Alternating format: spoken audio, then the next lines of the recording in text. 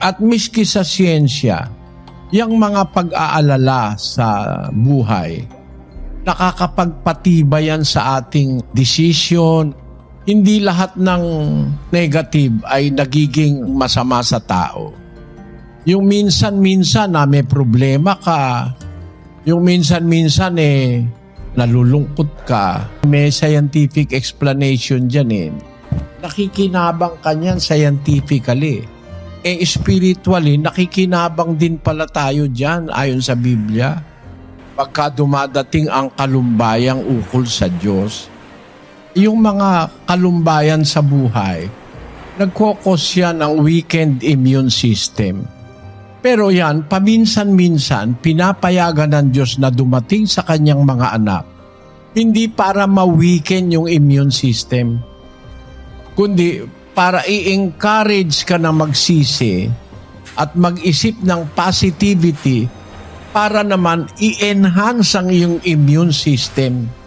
Ang pagkakaroon ng problema sa buhay na kalakip ng positivity o yung pagtitiwala sa Diyos, nakakapagpataas naman yun ng immune system. Magkaiba ang nangyayari sa walang Diyos kesa sa taong may Diyos. Kasi pagka nagkakaroon ka ng stress, meron ka naman pananampalataya, hindi ka naman ma-depress, pero may stress ka, nakakapagpataas naman ang immune system yon. Basahin natin ito, kapatid na Daniel. A little stress benefits immune system. A brief bout of stress can give the immune system a beneficial boost, but only under certain conditions, say researchers at Ohio State University.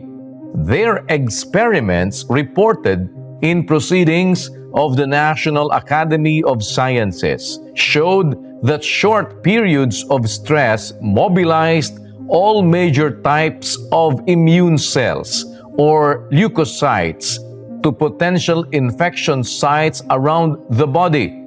The researchers say these stress-induced boost in the number of immune cells may be advantageous for fighting infections and other diseases.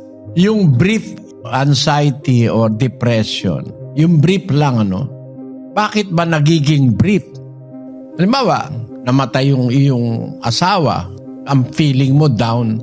Pero sandali lang yon kasi may aral kang napapakinggan Alam mo naman na ang Diyos siyang may-ari ng buhay. Kung kinuha niya yung buhay ng asawa mo, alam mo na paraan ng Diyos yun para magligtas o magbigay ng kapahingahan. Alam mo yun.